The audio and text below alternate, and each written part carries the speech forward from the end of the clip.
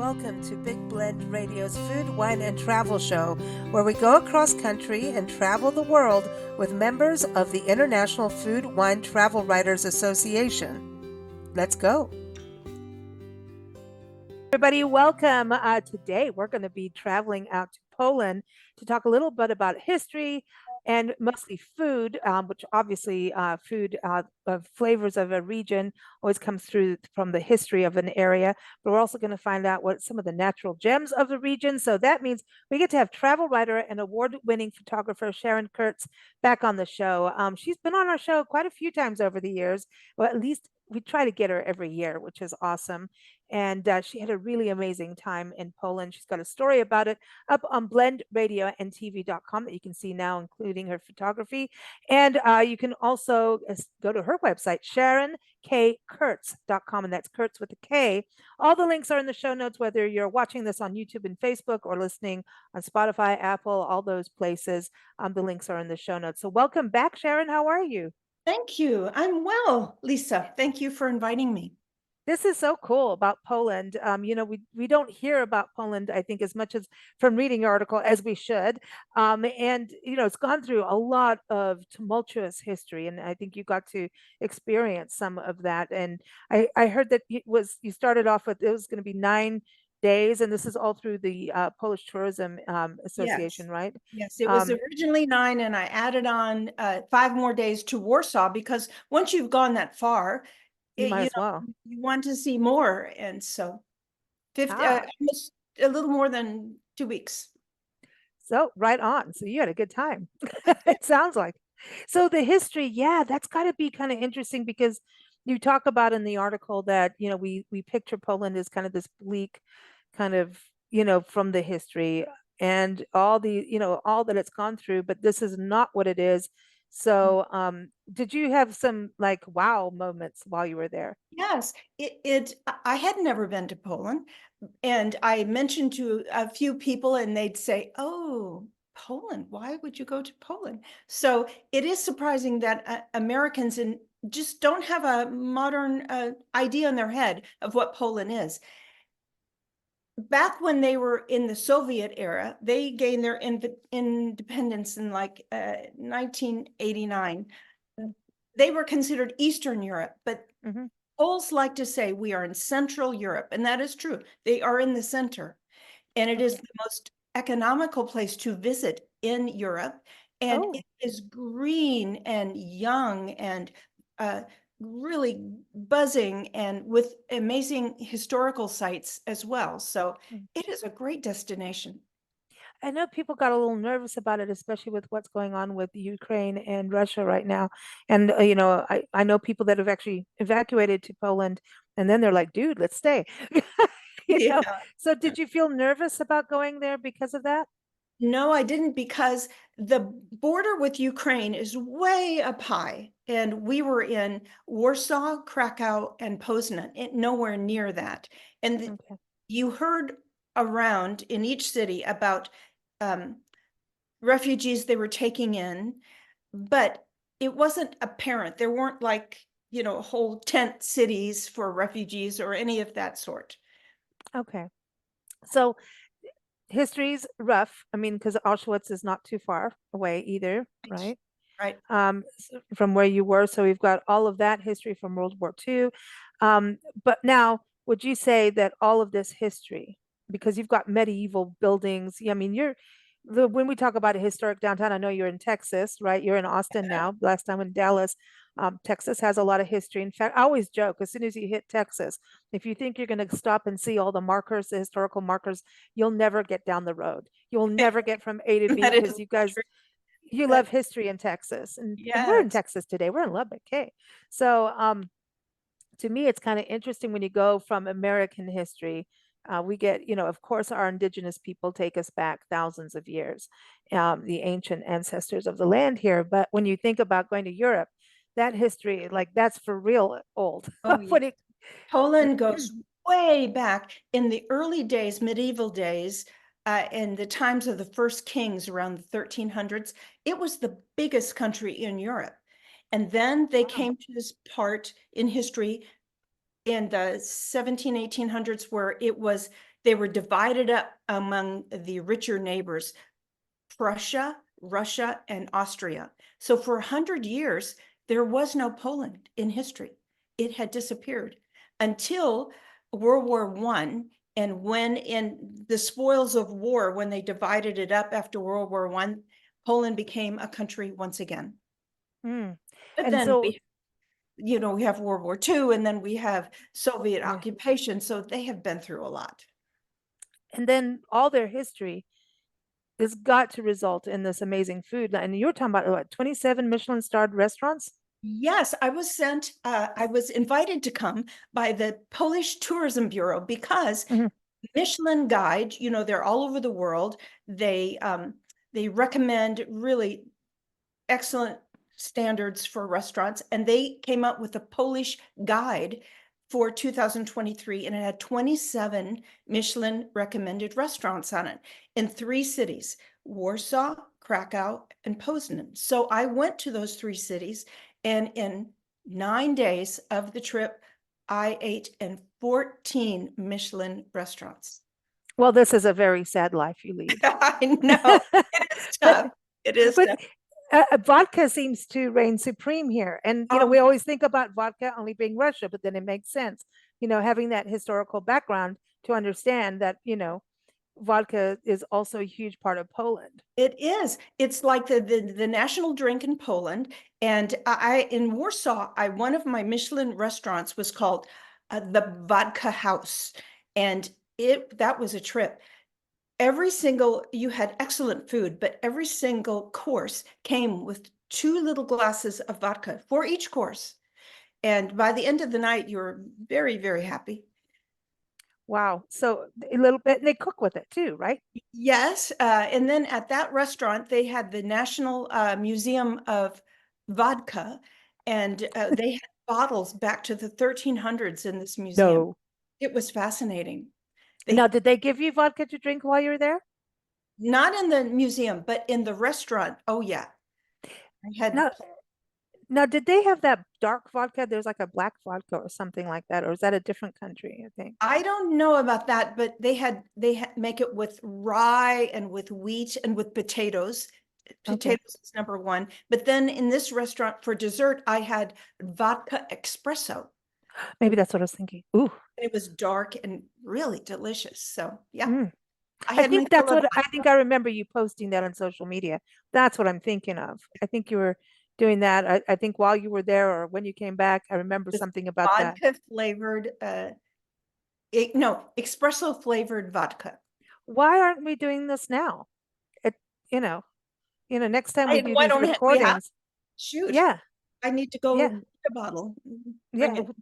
yeah. Let's we're making big mistakes here on this show. Well, and this is interesting, you think about the International Food Wine Travel Writers Association. I love that it steps, beyond wine, and we love our wine. Don't we all love our wine?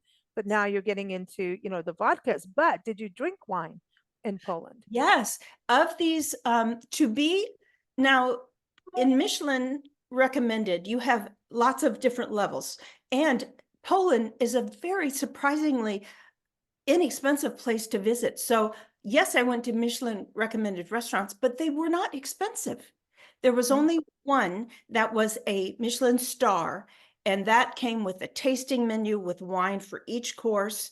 Just as you in your head, you imagine what eating at a Michelin star restaurant, it was all of that. Mm. So at a lot of these restaurants, there was wine with each course.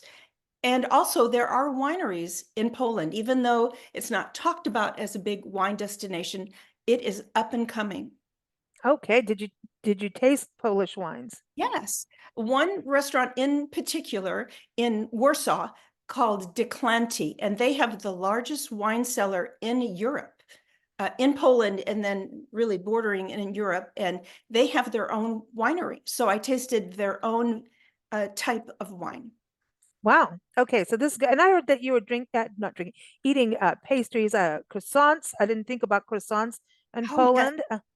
In Ooh. Poznan, the third place I went, they have what's called St. Martin's croissants. And you think, croissants in Poland? Well, there's all these legends in Poland. Everything you talk about has a legend to go with it. So these St. Martin's croissants in like the 1300s, when they were fighting Napoleon or something, in order to keep them from burning down the town, they took them these pastries, and it was on St. Martin's Day. So now they Oh, are protected. You can only make them in and have them in Poznan, and they're like 84 layers, big and fat, stuffed with almond paste. Oh, they're delicious. ooh, ooh. It's worth a trip. So now, you told me too that there's a donut day. Oh, Um, yeah.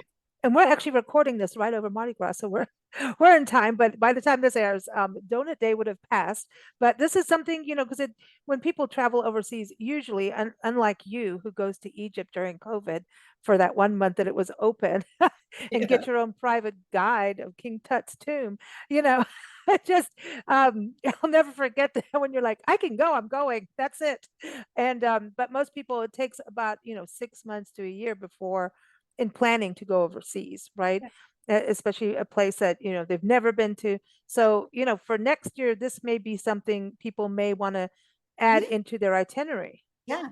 If you're coming to Europe anyway, you need to think about adding Poland to your itinerary. It's very easy to get to. They have trains, flights. Okay, It's easy to it's get great. around. But Donut Day, when is Oh, this? yes. So on Thursday, coming up in 2 days, it's what's called Fat Thursday. Now that makes no sense, but what it is in Poland, it's a big celebration, and they have these donuts called pączki. It's not how it's spelled. It's got a Z and Polish letters are I'm crazy. letting you pronounce everything on Yeah. this show.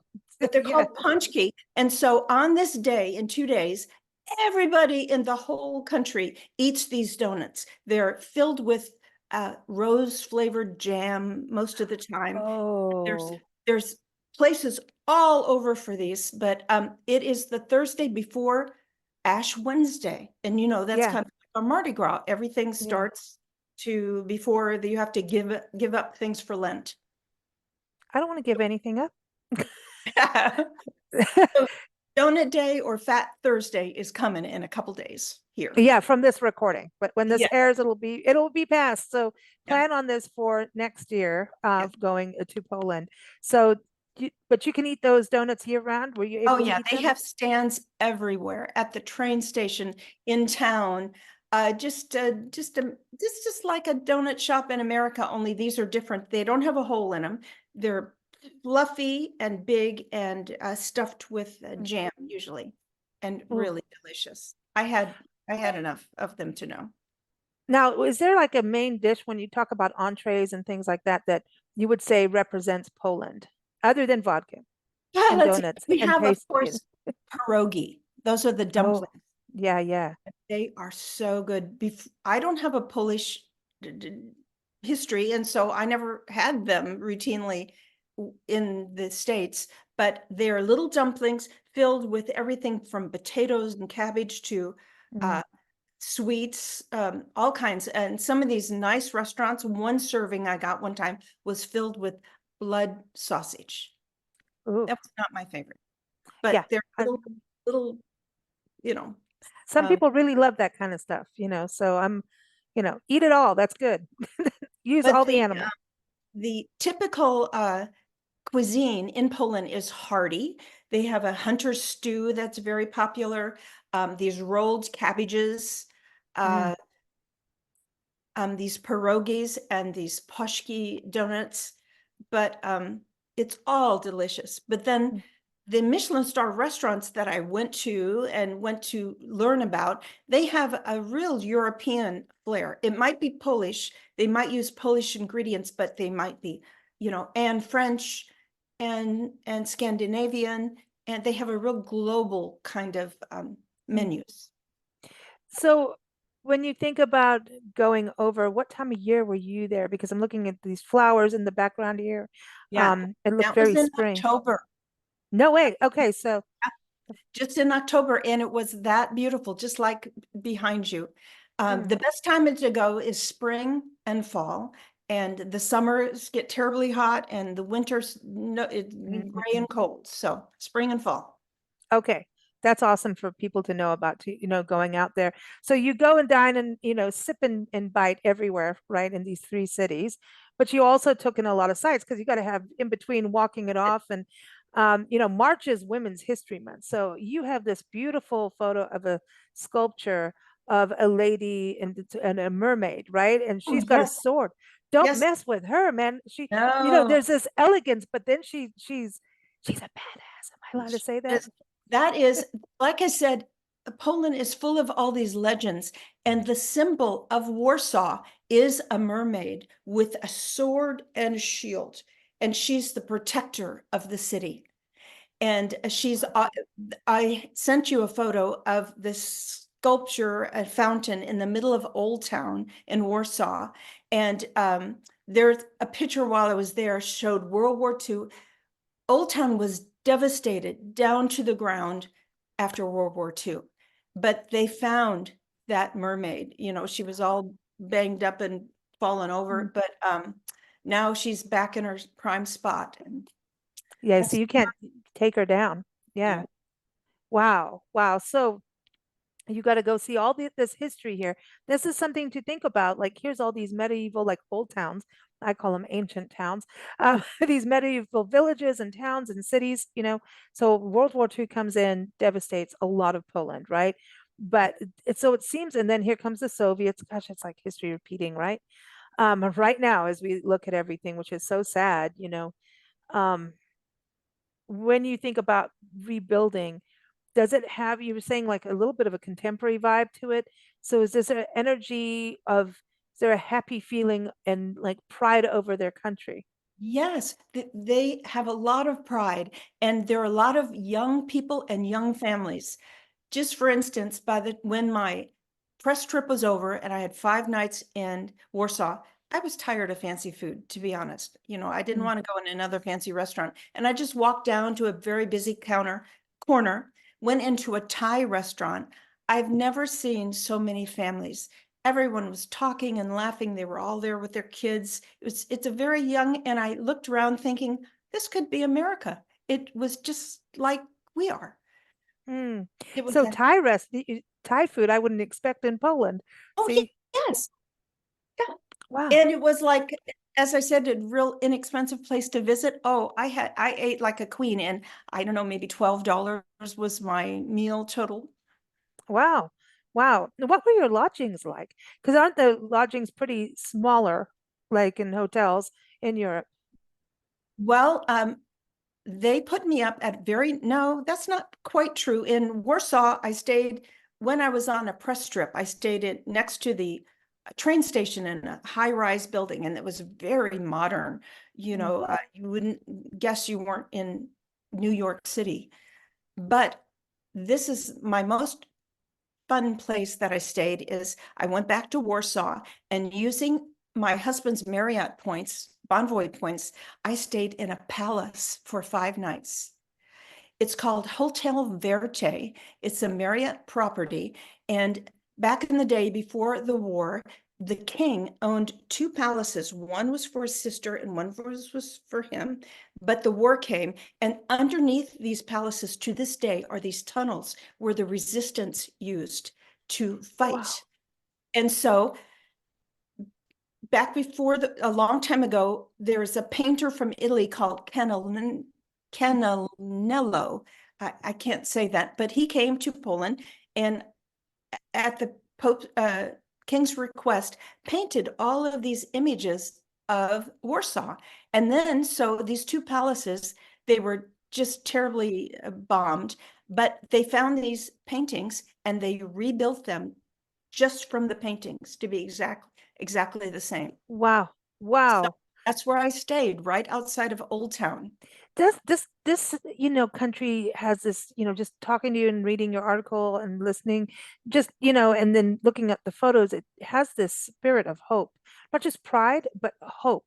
So, as all these, as we look at the world, like eventually we all just need to turn the TV off and the news off, because it's devastating what's going on in the world. However, travel opens your eyes to some really horrific history, but also tells the story of resilience and renewal and rebirth. And that seems to be what's happened with Poland. And so gives a sense of hope moving forward in the world right now.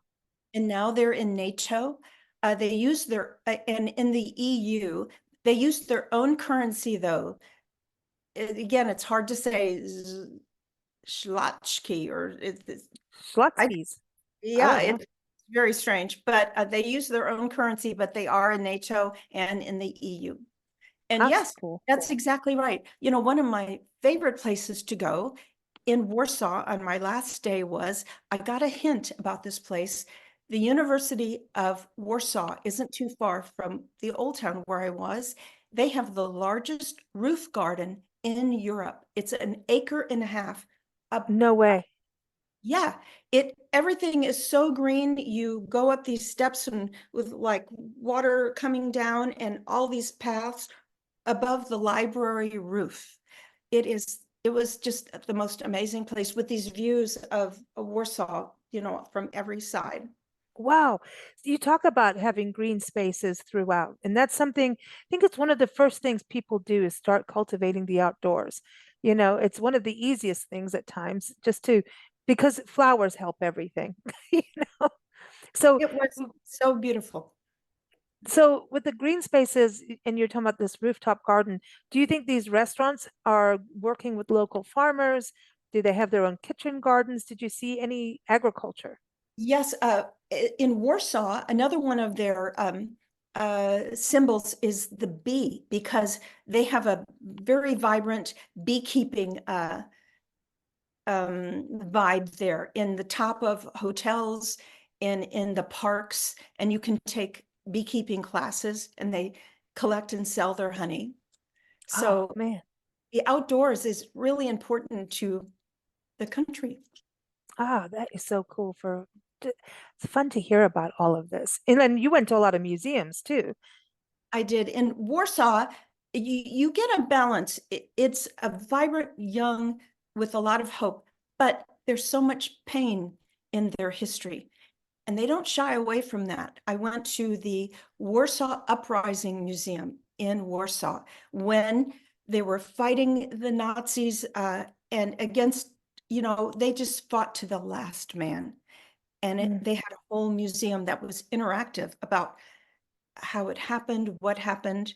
Um, mm.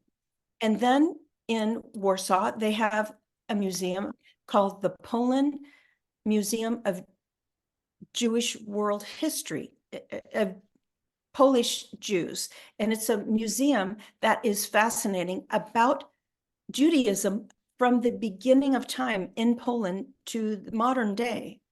And Oh, that cool. it was fascinating to learn. And then they have very sad parts of their history, of I'm course. sure. So, but anyway, you have a balance there. They Mm. don't shy away from their past, but they are looking forward with hope. So I know Warsaw was the main place that you went to, and obviously the biggest city. What was Krakow like? Oh, Krakow was my favorite. That is like a medieval city. It during World War II, one of the Nazi officers had his headquarters there, and it was such a beautiful city. I might have the story not quite right, but they didn't want to bomb it, and they did not. And all of that original architecture is still there, still Mm. standing there for everyone to enjoy. Oh, So Krakow is like the cultural center of Poland. It's not the biggest city. I think it might be second or third, but it's the cultural capital. And they have the largest medieval square of mm. any European city. It's just massive, like 10 acres and Wow, that's beautiful cool. with beautiful architecture everywhere.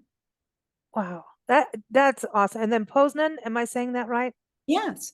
Poznan is fascinating. Not very many people, Americans go there, but Poznan actually is the first where Poland started, like in the 1300s. That's where the first king lived. And they're known, you know, all these cities, they have their legends, and they're known for these two fighting billy goats. So everywhere you go in town, whether it be on a door knocker or a bronze sculpture, or in the clock tower, they have these fighting billy goats that come out at noon every day, turn to one another, and they butt heads like this in this old medieval clock tower. That is cool. And That that's is because cool. that's a legend from the way back when oh, it's quite involved, but these two mischievous billy goats were going to be cooked for dinner, but they escaped. And so since they escaped, they were always playing, and so they're the motto, the legend to this day. But Wow. Poznan is fascinating. It's the oldest city in Poland, and they have there a beautiful central square like Poland tends to have. But then the first mathematicians, before, the Enigma machine that helped Mhm. World War II, we know about, there was a movie about it, and the prime but they came from Poznan, these mathematicians. So they have an Enigma museum in Poznan where Wow. it's interactive, and you can go in and you can learn how they did ciphers and codes and work your way through. And there were all these school children there doing the little puzzles. So this is a lot to do, like a lot to experience and a lot of food. So you Yeah, definitely you got did you get a lot of walking in? I did.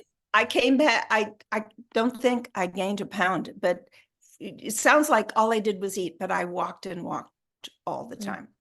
And easy to get around once you fly in. Yes, you fly into Warsaw.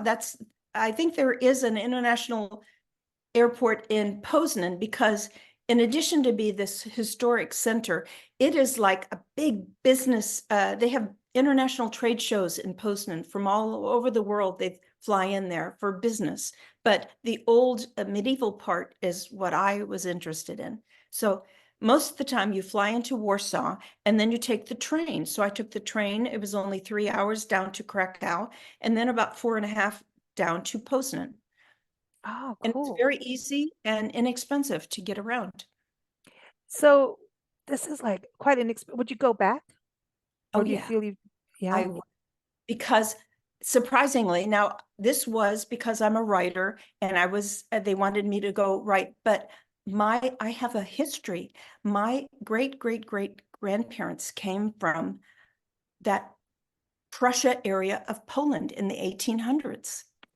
Wow. Yet you didn't eat pierogies. Here we go. Here we go. Oh, yeah. So, so, But I but didn't this is, find, isn't it, wow, this is amazing, that history, when you start digging in.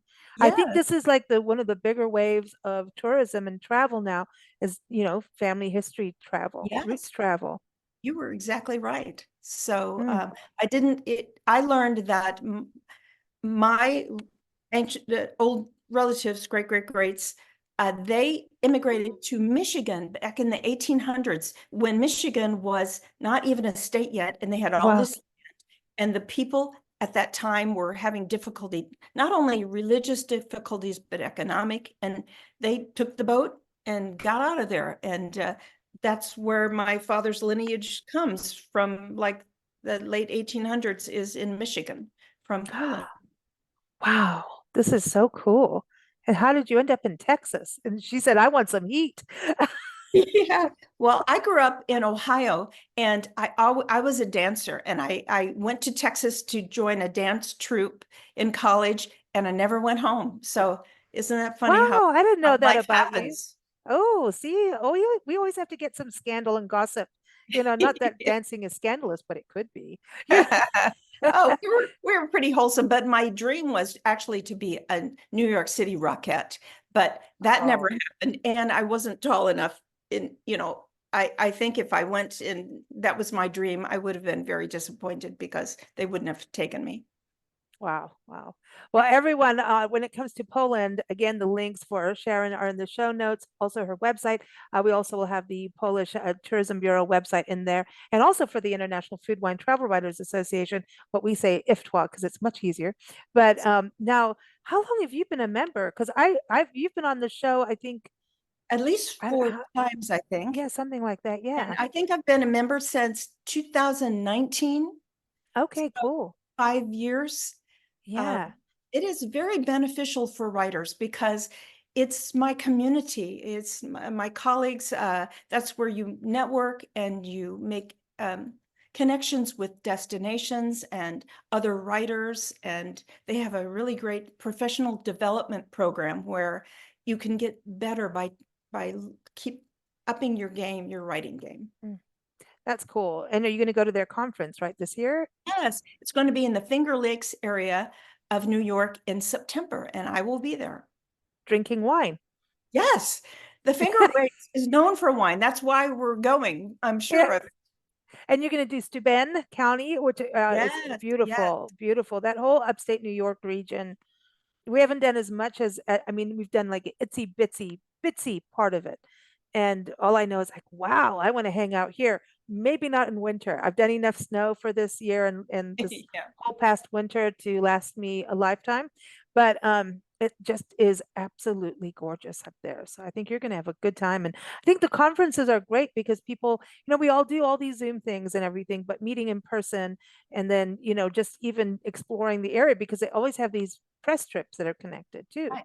Press trips before and then after, and then we write about our experiences. We place with publications as well as the IFTWA magazine is the Food, Wine, Travel magazine. Yeah, it's great. And then they have also, of course, the different lectures and seminars and all of that good stuff. So workshops and awesome. That's going to be great. So everyone check that out for September. If you're in the tourism industry, whether a writer, whether you're a winemaker, a destination, go check it out, ifwtwa.org. So before you go, where is the next destination?